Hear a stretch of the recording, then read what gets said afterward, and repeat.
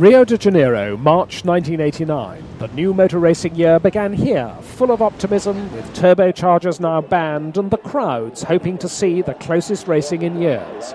In store for them was a season of unprecedented drama on the track and off. Alessandro Nannini leads the players out for the first practice session of the season. The Brabhams of Modena and Brundle, Boutsen's Williams, new champion Senna with the McLaren, Nigel Mansell now with Ferrari, Christian Danner's Real, Mauricio Gugelmin, and his teammate Ivan Capelli in the Marches, split by Nicola Dorini's Azella. Johnny Herbert making his debut for Benetton, Andrea de Cesaris with the Dallara. Behind him, Olivier Grillard's Ligier, the Lola Lamborghini of Philippe Alliot. Then Alain Prost with his McLaren, Eddie Cheever with the Arrows, the Minardi of Spaniard Luis Sala, Gerhard Berger with the other Ferrari, Martini's Minardi, Michele Alboretto's Tyrrell. Behind him, the Lotuses of Nelson Piquet and Satoru Nakajima. And finally, Derek Warwick's Arrows. Despite the new regulations, the McLaren drivers Ayrton Senna and Alain Prost were still expected to dominate. At this stage, they were still speaking to one another. But the Ferrari challenge was strong, with a new car, a 7-speed electronic gearbox, and Gerhard Berger now joined by Britain's Nigel Mansell. Hopes ran high in the Williams camp, with a new Renault engine for Riccardo Patrese, now in his 13th Grand Prix season, and Thierry Boutsen, the quiet Belgian, still looking for his first win. Mauricio Gugelmin of Brazil continued in the ever-cheerful March team with Ivan Capelli, who was so impressive last year. And at Benetton there was Alessandro Nannini, and he was joined by a new British name, the gallant Johnny Herbert, still in pain from his Formula 3000 leg injuries, but delighted with his move into Formula One.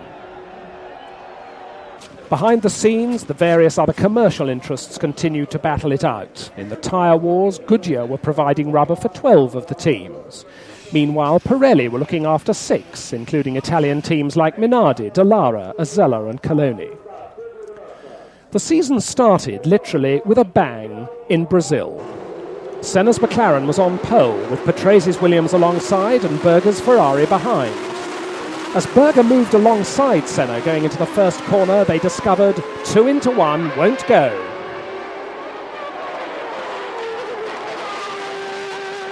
Exit Berger. Senna's McLaren has lost its front wing. And into the lead goes Riccardo Patrese and the Williams. But let's see the start from Thierry Boutsen's eye view. Watch his mirror when the wreckage starts to fly.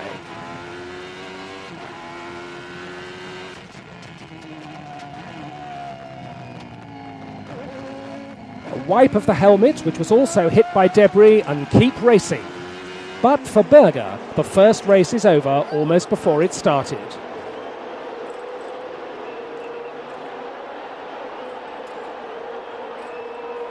Ayrton Senna, who got away more lightly, called into the McLaren pit for a new nose and a check-up, and this dropped him out of the running. But wreckage had punctured Boutsen's radiators, and his engine blew, so he had to park. Meanwhile, back in the race, Mansell, in the other Ferrari, was after Patrese's lead. A feint to the left, and he almost got on the grass as he went by on the right. And that surprised Patrese not a little.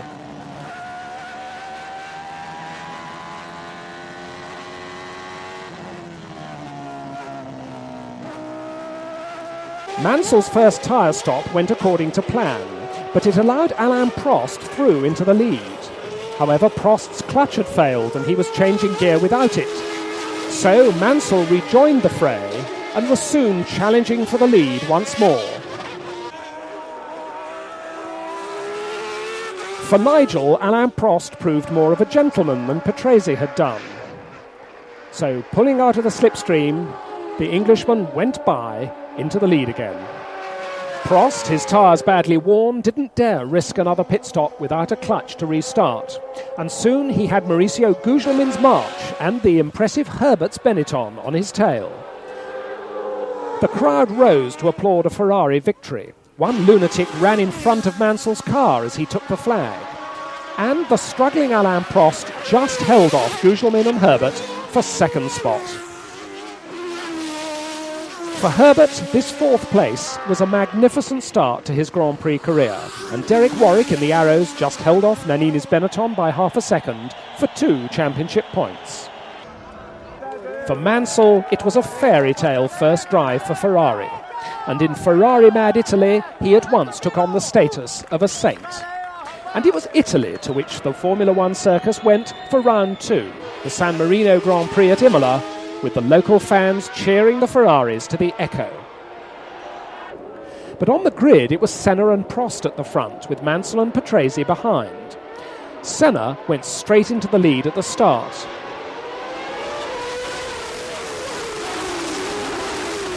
Down into the tight left-hander on the first lap, he locked up a wheel. Mansell was third behind Prost, with Berger fifth behind Boutsen's Williams-Renault.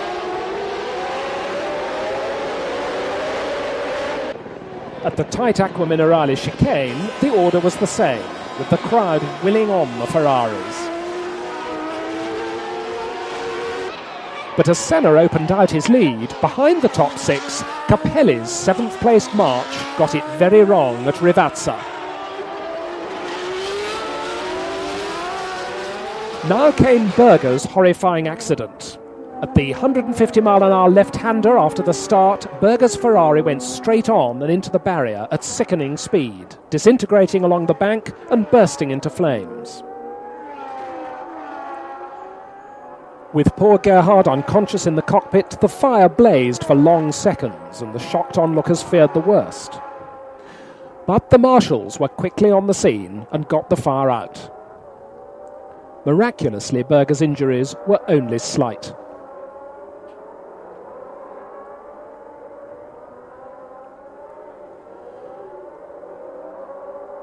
After Berger had been removed to hospital, the race was restarted. Prost took the lead this time, only for Senna to dive past into the left-hander. This was the real start of the enmity between the two McLaren drivers, for Prost said it violated an agreement made between them. The two McLarens raced away, instantly in a class of their own. Modena was another to fall victim to the slippery Rivazza, doing his Brabham no good at all. Senna continued to lead, pursued by the angry Prost, and a fine battle for third between Patrese's Williams and Mansell's Ferrari ended when Patrese's engine blew. Mansell was out with gearbox problems a couple of laps later. It just wasn't Ferrari's day.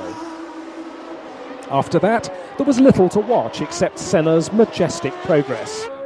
He was 40 seconds ahead of Prost when the checkered flag came out. The rest of the field were all lapped, with Nannini third. Boutsen was fourth home, but was disqualified for changing tyres during the stoppage, which promoted Warwick, Jonathan Palmer with the Tyrrell, and Tarquini with the AGS. Senna looked happy on the rostrum, Prost less so. They would henceforth be barely on speaking terms. And now it was off to the millionaire's playground of Monte Carlo for round 3. Getting through the first corner on the first lap without mishap is rare at Monte Carlo. But somehow all 26 of them managed it this time.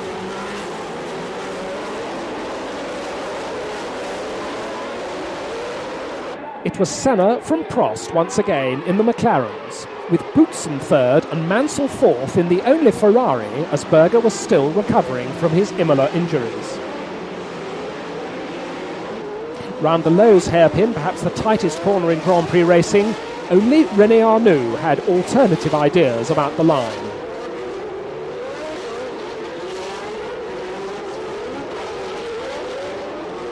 Then Rascasse, with the Brabham of Brundle, who qualified a magnificent fourth, fifth now from Warwick to Cesaris, Modena in the other Brabham, and Martini.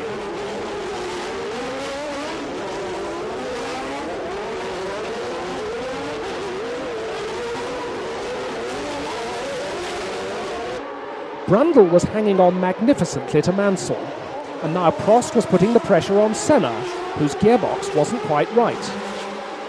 But at Monaco, closing is one thing, Getting past is quite another.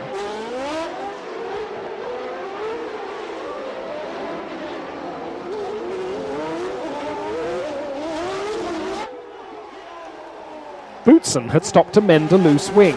And this is Martin Brundle's cockpit view at Rascasse, closing on Mansell.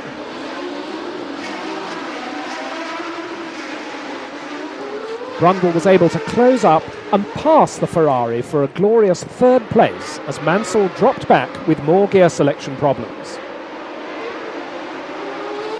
De Cesaris, in a fine fourth in the Dallara, was lapping Piquet's Lotus when the door got slammed at the Lowe's hairpin. The cars were locked together, the road was blocked. This is Modena selecting reverse gear to get through. Poor De Cesaris was beside himself with rage.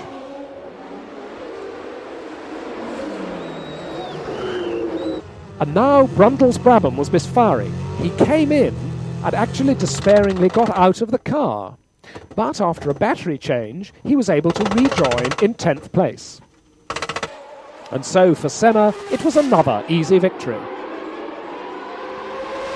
Poor Ivan Capelli lost 6th place with a blown engine on the final lap. So, to the delight of Herbie Blash and the Brabham team, not only was Modena third, but also Brundle's comeback drive gave him a point for 6th place.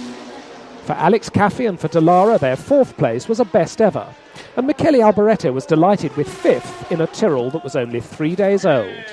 Senna was now joint championship leader with Prost, and his pleasure showed in his unbridled use of the victory champagne. And now it was off to Mexico for round 4 and the twisting Autodromo Hermanos Rodriguez on the edge of Mexico City. Senna took his customary pole by almost a second from Prost. Mansell's Ferrari came next. At the start, Mansell nearly got squeezed. But as the pack sorted itself out for the first corner, it was Senna from Prost.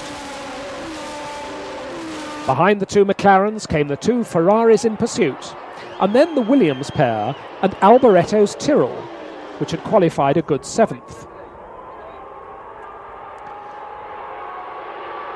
The McLarens were on different tyre setups. Senna had opted for harder B compound rubber on the left of the car and softer C compound on the right, while Prost had chosen C's all round.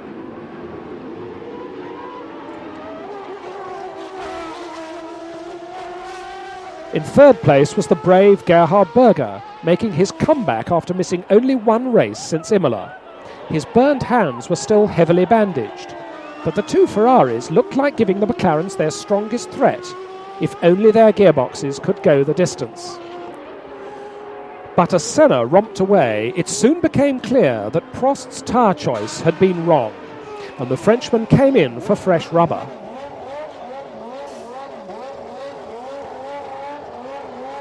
The front left tyre gave problems and stuck briefly, but worse than that was that the left rear tyre was still the wrong rubber due to a mechanic's error.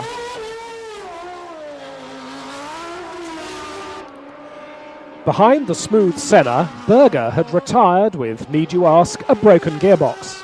But Prost's stop had promoted Mansell to second place,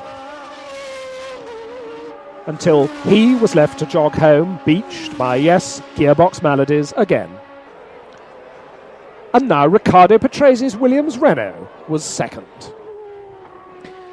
And the impressive Michele Alboreto was third in the Tyrrell, to the delight of the designer, Harvey Postlethwaite.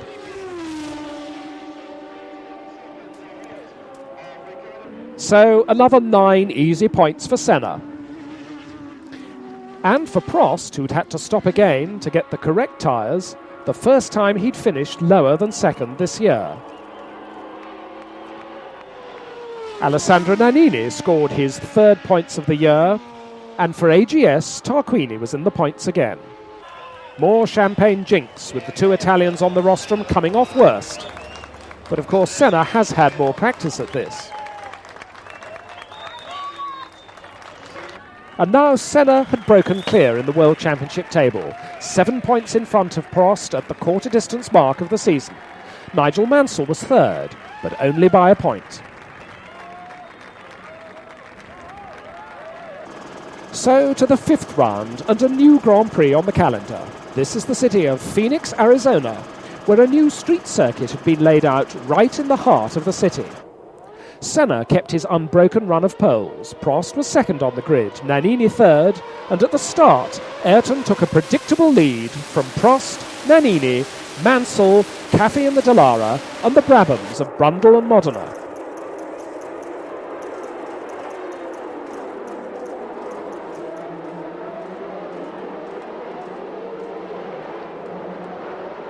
Like all new street circuits, the track was like a tunnel of concrete, with reference points hard to identify.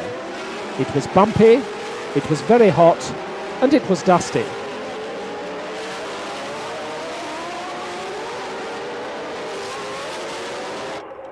Martin Brundle, trying to dive past Caffey, found this out the hard way. In the traffic, he was very lucky to get away with this understeering manoeuvre.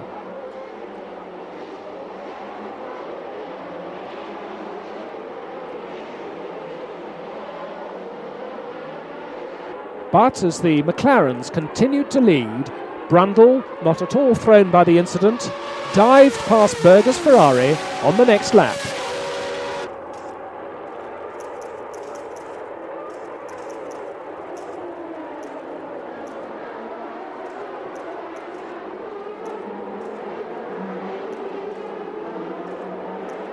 It was starting to look like yet another McLaren 1-2. The Honda-powered cars were once again in a class of their own. Nigel Mansell was now leading the pursuit from Caffey, Modena and the recovering Brundle. Derek Warwick attacked De Cesaris, but it didn't work out, although De Cesaris got away again rapidly. And Nannini, feeling unwell after a warm-up accident, came in to retire. Then Nigel Mansell was in trouble. He brought the Ferrari in with alternator problems. And now came drama for the McLaren machine. Senna's car was misfiring and Prost was through. McLaren boss Ron Dennis talked Senna in to retire.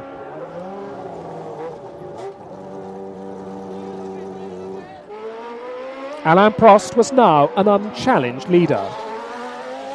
And up into second place came Patrese Williams, with Arizona boy Eddie Cheever passing Berger to take a magnificent third for Arrows. For Prost, it was his first win of 1989, in a tough race that went over the 2-hour mark in intense heat. Christian Danis Rial was fourth, from Johnny Herbert in the points again, and Thierry Boutsen. For Patrese, it was 2 second places on the trot, and for Cheever, who of course was born in Phoenix, this was a particularly proud rostrum moment.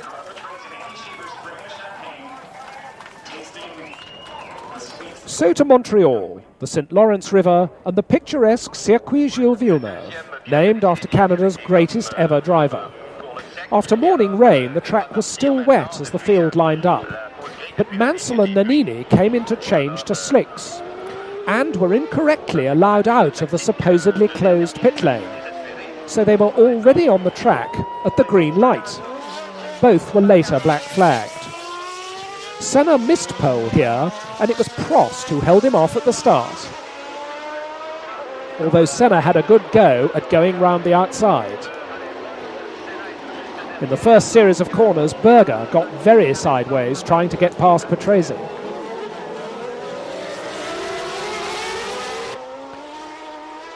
Down to the hairpin, it was Prost, Senna, Patrese, Berger, Boutsen and the Dallaras.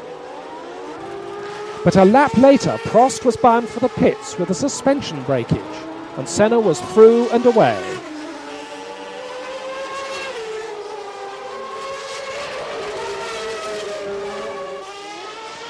But now the rain had stopped and the road was drying out. So Senna decided to come in to change to slicks.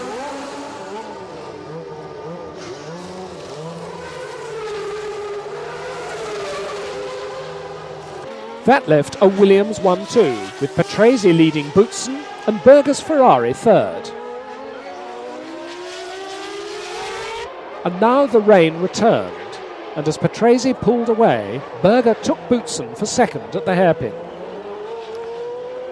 For both of them, the surface was like a skating rink, but the weather kept changing. Boutsen made a stop for slicks, and then came in again to revert to wet tyres. When he rejoined after this second stop, the eventual winner was down in 12th place.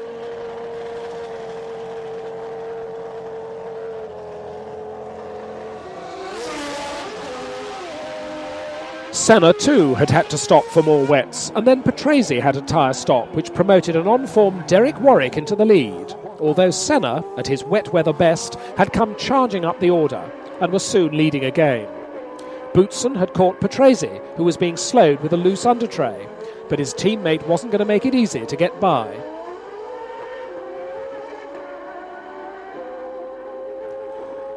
And then it was all over for Senna. With 3 laps to go, his engine had blown, and as he walked away, Thierry Boutsen took the lead and the flag to score his first Grand Prix victory from teammate Patrese. The Dalaras were 3rd and 6th. Arnoux Ligier scored a couple of points behind Piquet's Lotus. Fastest lap went to Jonathan Palmer's Tyrrell, and no McLarens finished. An unusual Grand Prix. Real delight on the rostrum, particularly from De Cesaris on the right, for his best ever finish for Dallara. And then it was back to Europe and Paul Ricard for the French Grand Prix. Here Prost took pole again, having just announced he would be leaving McLaren at the season's end. But at the start it was Senna who led down to the first corner. Behind them, watch for Mauricio Gugelmin's March missing its braking point and launching itself over Boutsen's Williams.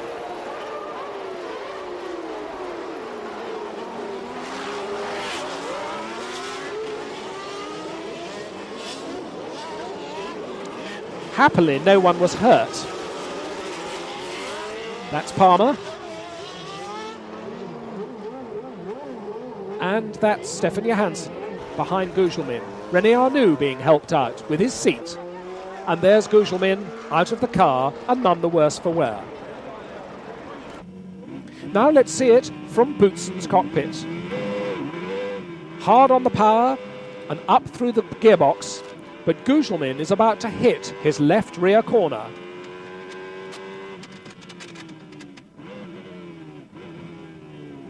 There it is. Boutsen presses on, while Grouillard goes by and clouts the wingless Mansell. The race was stopped to clear the debris. And here's the restart, with Gugelmin, Mansell and others in spare cars. And now Senna hit trouble. Second gear stripped as he left the line. And so it was Prost clearly in front from Nannini, Berger and Boutsen. For the 3rd Grand Prix running, Senna was out. This time everyone got through the first corner unharmed. Onto the back straight, the Ferrari was up to 2nd. With Boutsen challenging Nannini into the 170-mile-an-hour right-hander at the end of the straight.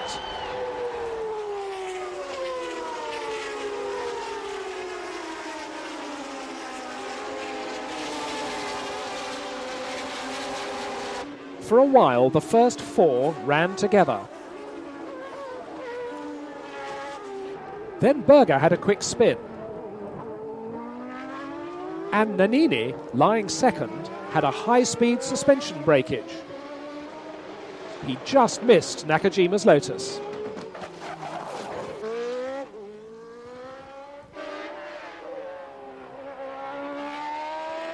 Capelli made it up to second in the march, but then his engine blew. So Patrese was second, but he had a spin, although he kept the engine going.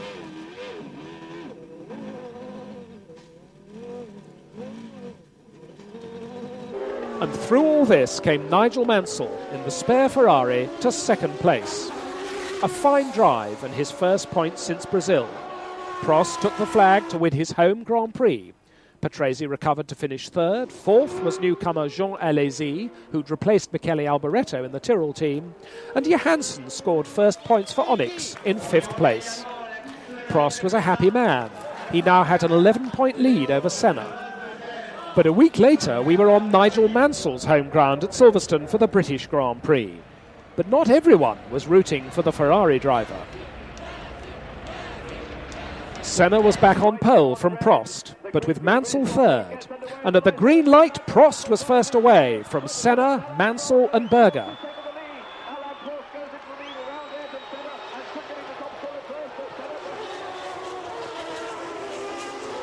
But by Maggot's curve, Senna had moved ahead from the two Ferraris, the two Williams Renaults and Nannini's Benetton.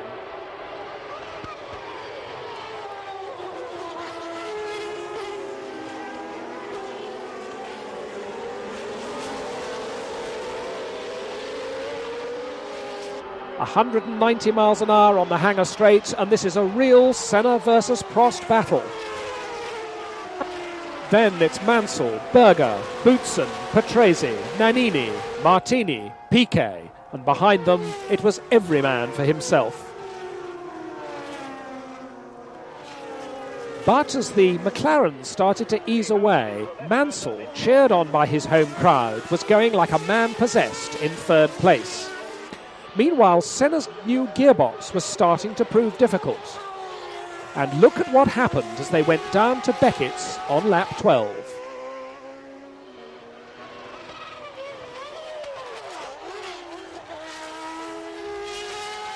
At once the crowd showed whose side they were on.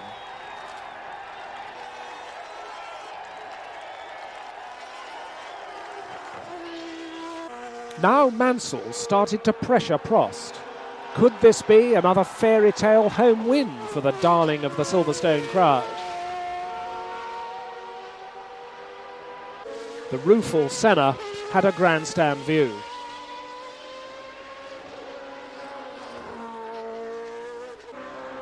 This was the nearest a Ferrari had been to a McLaren since Brazil.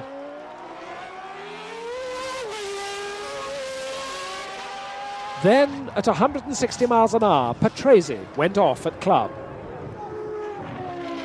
It was a huge accident, and everyone was very relieved to see Ricciardo squirm out of the wreckage, unhurt. Then for Mansell there was drama, a right front puncture. He slithered round on the flat at high speed, got a rapid wheel change, and was back in the race without losing his second place. But of course, by now, Prost was long gone. This is Nelson Piquet's Lotus, losing third place to Nannini's Benetton with 9 laps to go.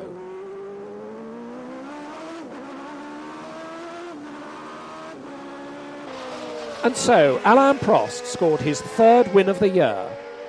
And if the British crowd couldn't see a Mansell victory, they were happy to applaud the popular Alain.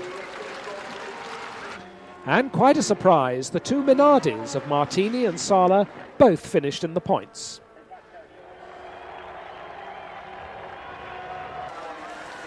This time Prost not only sprayed the champagne, he even drank some of it.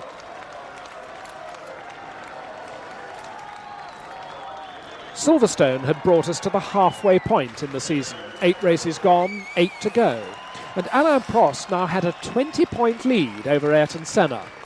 Riccardo Patrese was in third place, only 5 points behind the Brazilian, and Nigel Mansell was a further 1 point adrift of Patrese.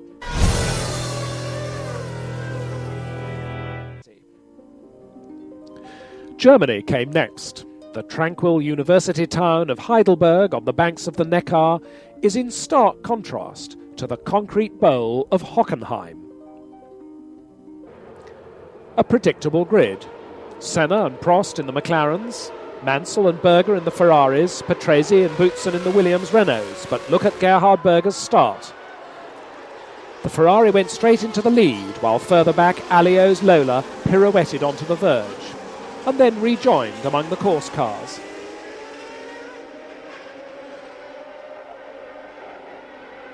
But by the first chicane, Senna was already through and Prost was going through, squeezing past between the curbs.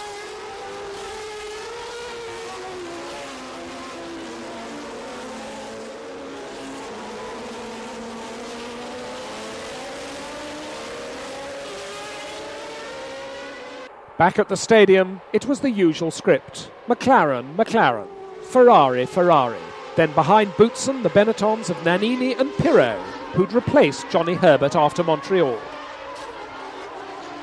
Behind the McLarens, Mansell was now pushing teammate Berger hard. The two Ferraris ran close together until Berger picked up a puncture.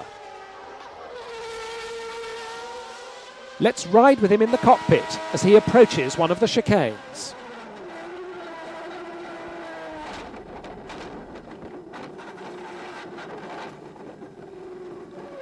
Conclusively the end of poor Gerhard's race.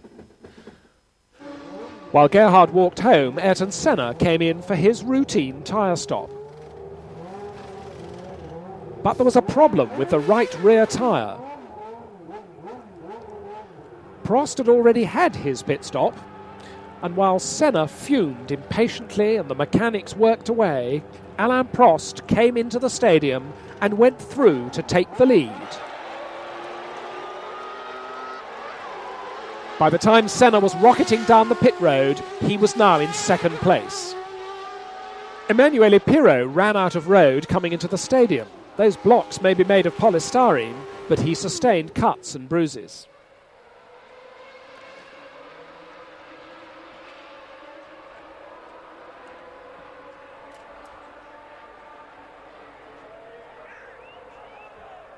And then with 3 laps to go, Prost suddenly lost top gear, and with it, the lead. Senna was passed in an instant and drove on to take the checkered flag to score his first win for 5 races. And for Ayrton, that's a long time.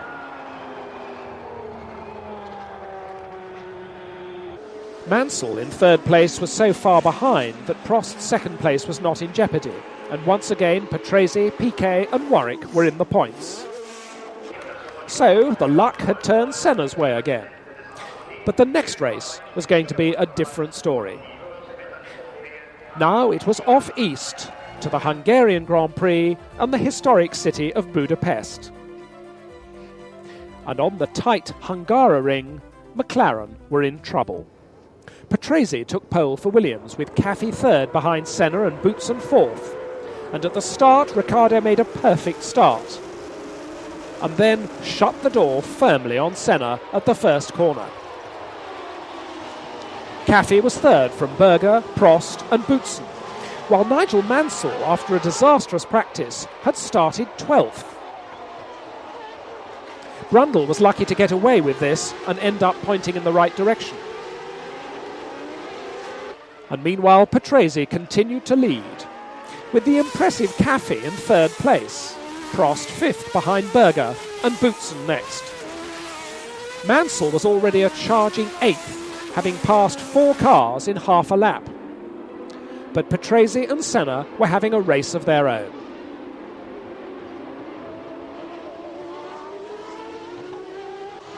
Prost, meanwhile, was starting to come through, taking 4th from Caffey, and tearing off a visor layer as he did so. While Berger, who got up to 3rd behind Senna, had an early stop for fresh tyres.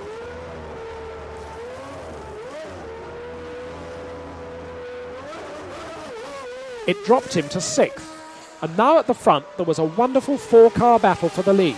Patrese, Senna, Prost and the amazing Mansell, who'd now carved his way up to 4th. And that became 3rd as he passed Prost. Derek Warwick brought his arrows out of the pits and was tripped over by Nakajima's Lotus.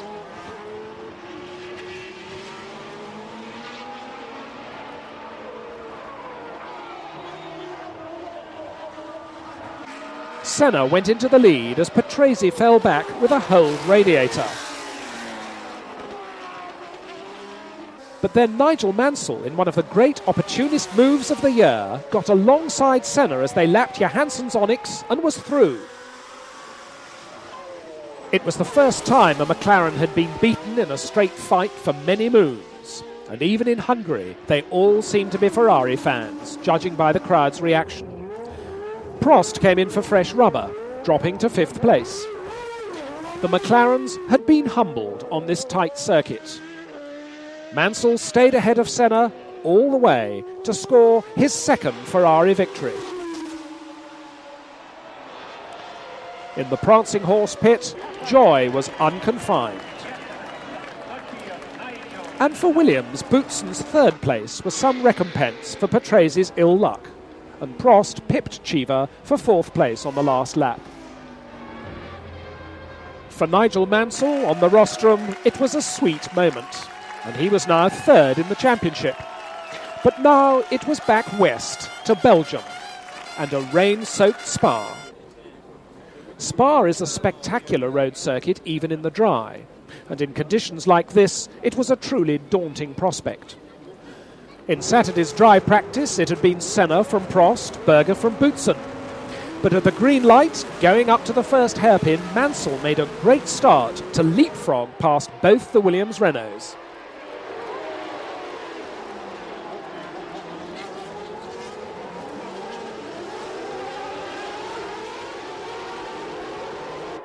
Down the hill to Eau Rouge and up the other side, the visibility was almost impossible for all but leader Senna.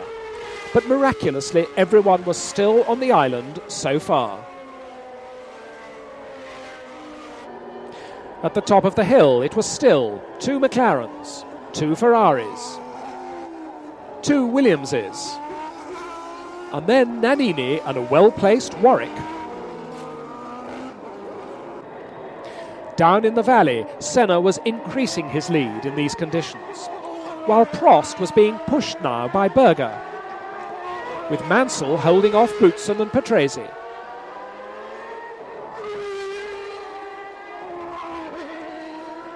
Alliot and Arnoux had tangled, and Alliot rejoining nearly took off a few more. Then, half a lap later, the two of them did it again at the hairpin.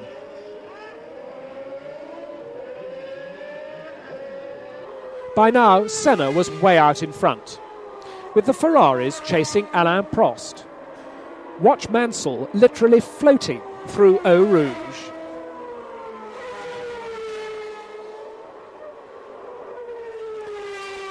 After 9 laps, Berger lost his Ferrari on the streaming surface and had to walk home. But Mansell, fighting every inch of the way, was chasing Prost hard. Prost, as usual, was unruffleable. But Mansell kept the pressure up, even to the extent of using some pretty unusual lines, particularly at the hairpin, in his efforts to get close enough to get by.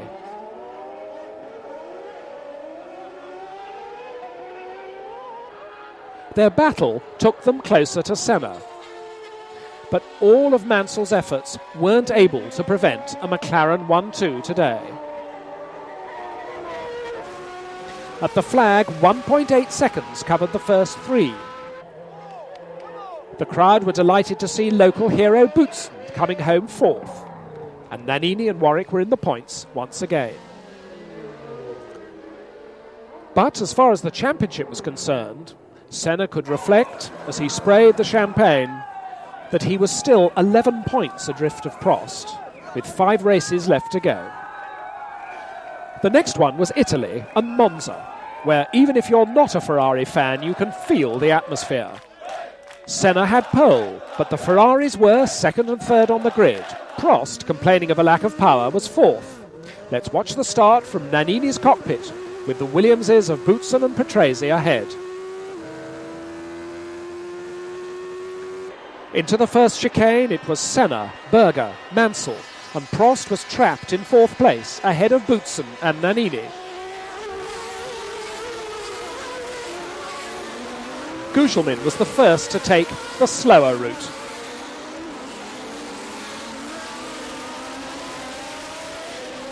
To the ecstatic delight of the crowd, the Ferraris, and particularly Berger, were staying with Senna. Further back, Jean Alesi was doing a remarkable job with the Tyrrell in 8th place, behind Nannini and Patrese.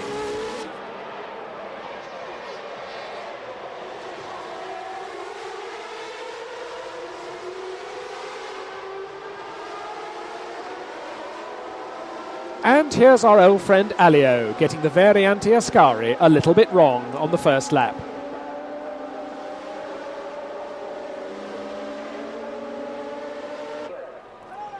Down to the Parabolica, and Mansell in third place is losing touch with Berger. Already the Demon gearbox is starting to misbehave. Before long, he has Prost challenging hard. But the crowd are prepared to smile on the Frenchman because this weekend he's announced his Ferrari contract for 1990.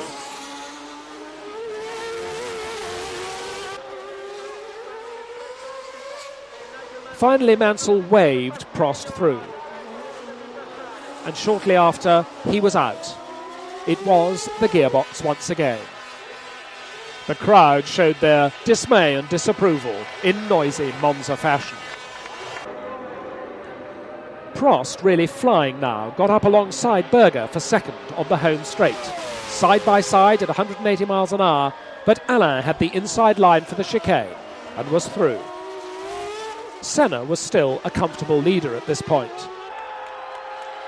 But with 9 laps to go, he was smoking. His engine blown, he spun on his own engine oil. And the crowd cheered this blow for a Ferrari enemy.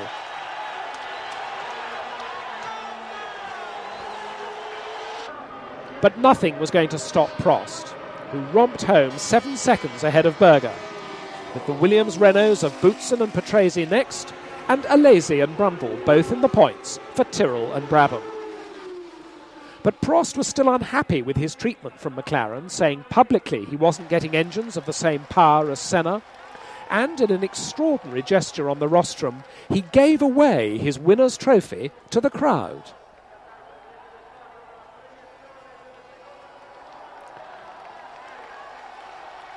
Four races left to go, and at this three-quarter point in the season, Prost still had his full 20 points in hand over Senna.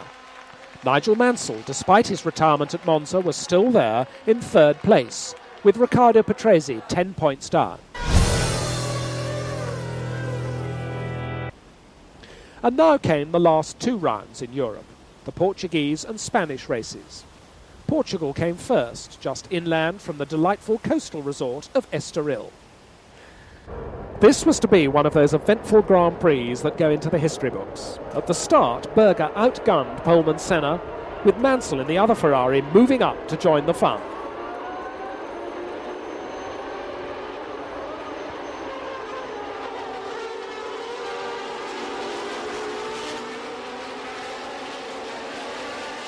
Berger looked like staying there, with Senna being harried by Mansell and Prost leading the pursuit in 4th place. While the Austrian continued to lead, Senna came under real pressure from Mansell.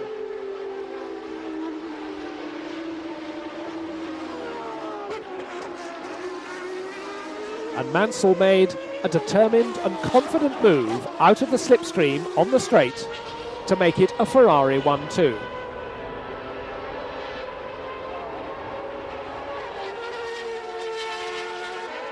Before long, the flying Englishman was on Berger's tail. And as they came up to lap some traffic, Mansell saw a gap and went for it to take the lead. Although he had to go 3 abreast with Warwick and Modena to do it.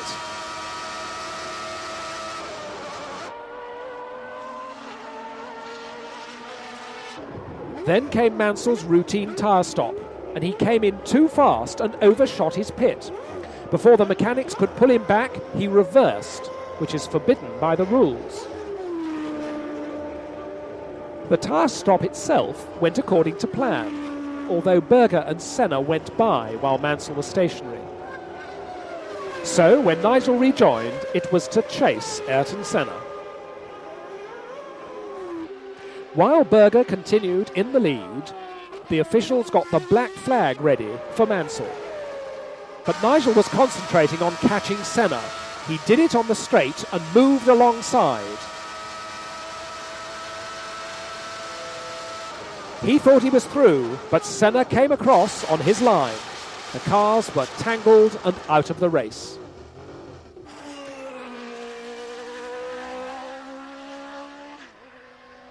A furious Ron Dennis went to complain to Ferrari's Cesare Fiorio that Mansell had ignored the black flag.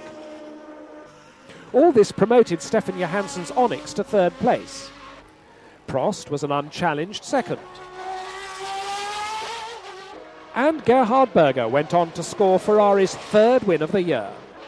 Nannini was fourth. Pierluigi Martini, who'd briefly led the race during the pit stops, was fifth in his Minardi, with Jonathan Palmer sixth. And the happiest man at the end was Stefan Johansson, who'd given Onyx their first rostrum finish. On to Spain and the Jerez circuit without Nigel Mansell, whose punishment for missing that Estoril black flag was a one-race ban. This is Alain Prost's eye view at the start, with Senna on his customary pole and Berger in the lone Ferrari next. At the green light, it was McLaren, Ferrari, McLaren, with the ever-improving Martini battling for fourth with Patrase's Williams.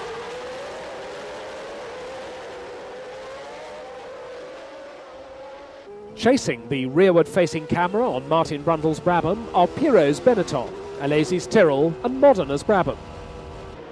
But at the front, Berger was intent on repeating his Portuguese victory, while behind Prost came Patrese, Martini, Alliot and Brundle.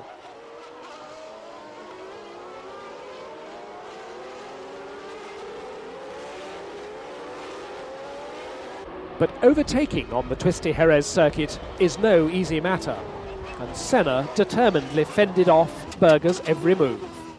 Pirot was still pushing Brundle hard.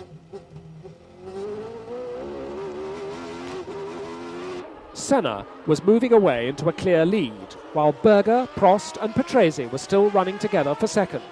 Although Prost's visor was now coated with the Ferrari's oil, the rest of them were still chasing hard, with Nannini moving up from a lowly start past Modena's Brabham. Nicola Larini's race with the Azella ended in the wall. Everybody needed a tyre stop on this tight, abrasive circuit. This was Prost's, which lasted just 9 seconds.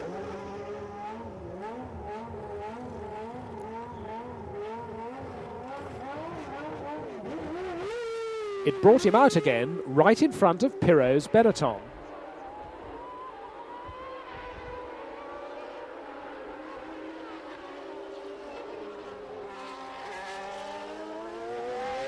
Senna was now comfortably ahead of Berger, whose Ferrari was still leaking oil. Although on this track, Senna had some trouble with back markers and got angry with several of them, among others Philippe Alliot.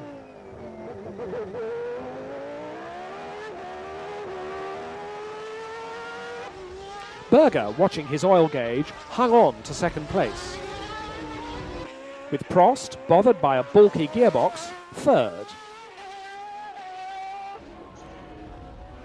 Senna went on to take the flag, having just lapped a great battle for fourth between Alesi's Tyrrell and Patrase's Williams.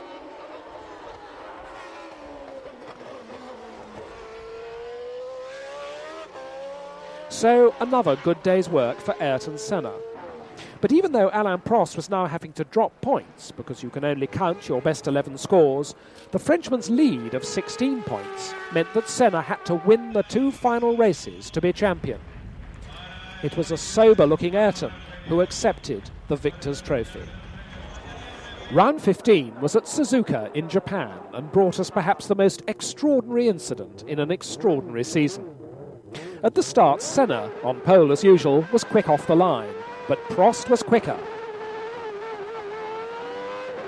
And Berger was almost alongside Senna as they dived into the first corner ahead of Nannini, Patrese, Mansell and Boutsen. And if the crowd expected Senna to overwhelm Prost, they were wrong.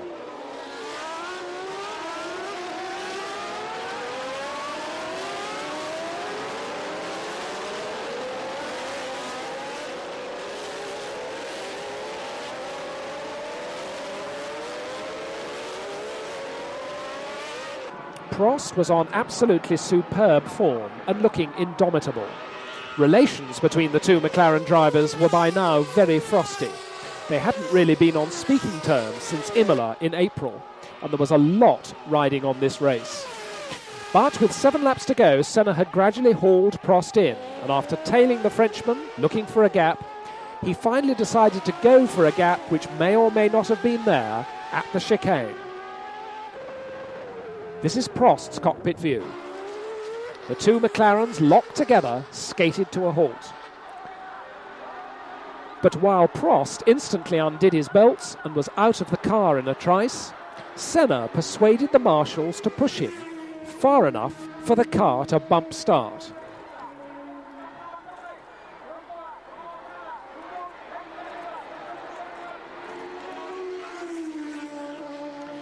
The front nose section was damaged, but that didn't worry the Brazilian.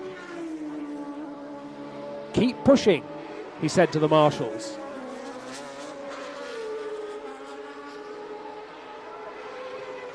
And finally the Honda engine fired to a cheer from the pro-Honda crowd. As Alain Prost walked home, Senna weaved his way back onto the circuit. He was soon up with Nannini, whom he passed with a cheery wave, and went on to take the checkered flag 3 laps later.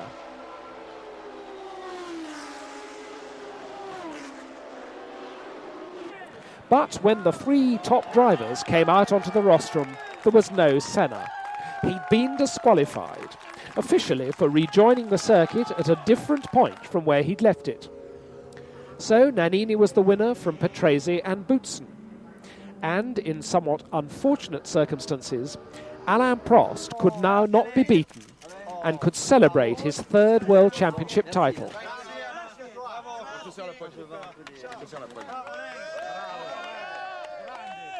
Meanwhile, Ayrton Senna sat quietly in a corner and pondered his fate.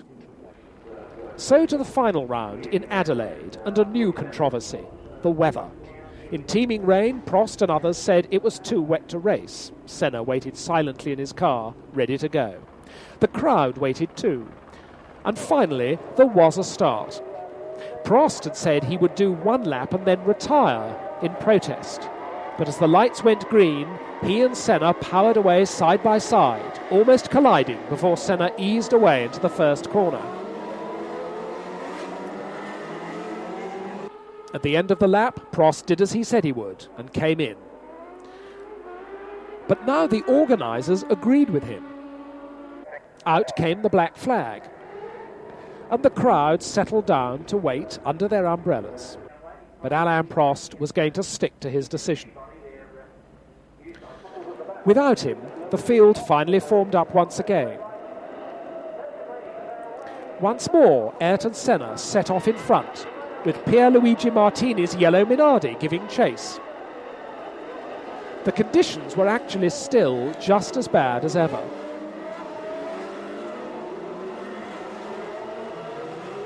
Nakajima was the first to spin after a tap from Grillar.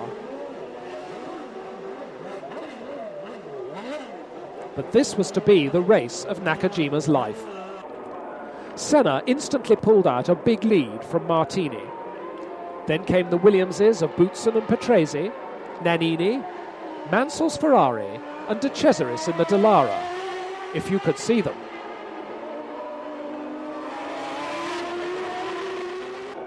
Prost may have been the only driver with the courage to say no, but the other 25 drivers were displaying a lot of courage out there on the impossibly slippery circuit. At the end of the first lap, the incredible Senna was 9 seconds ahead. Boutsen and Patrese were soon up to 2nd and 3rd, but the conditions were getting laughable. This is Jean Alesi's Tyrrell. And Nelson Piquet's Lotus. And Derek Warwick's Arrows.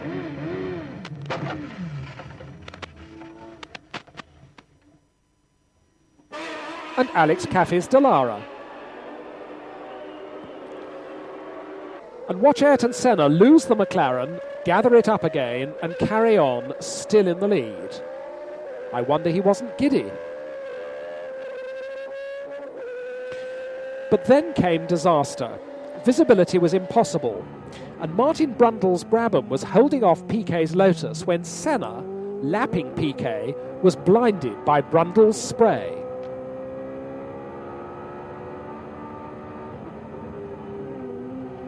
In the ensuing accident, Brundle's rear wing was torn off, and Senna's McLaren was now a three-wheeler. The brave Brazilian's drive was over. The same thing happened to Piquet as he came up behind Ghinzani Zazella with similar results.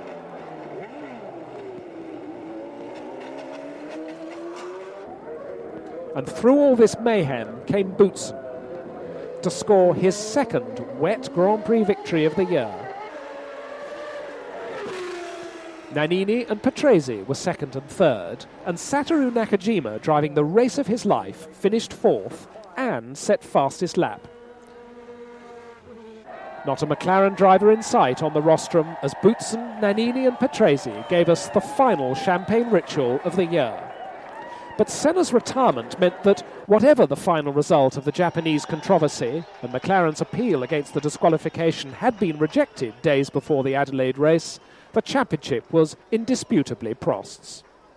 Riccardo Patrese beat Mansell by 2 points and Boutsen by 3 for third place. And in all, this year no fewer than 29 drivers scored World Championship points, and that's a record. In the Constructors' Championship, of course, McLaren had almost double the points of everyone else, with Williams-Renault the runners-up. And that was Grand Prix 1989. The arguments and the controversies will rage on, but the history books will agree on one thing. The winner of the Battle of McLaren, the 1989 world champion, was Alain Prost.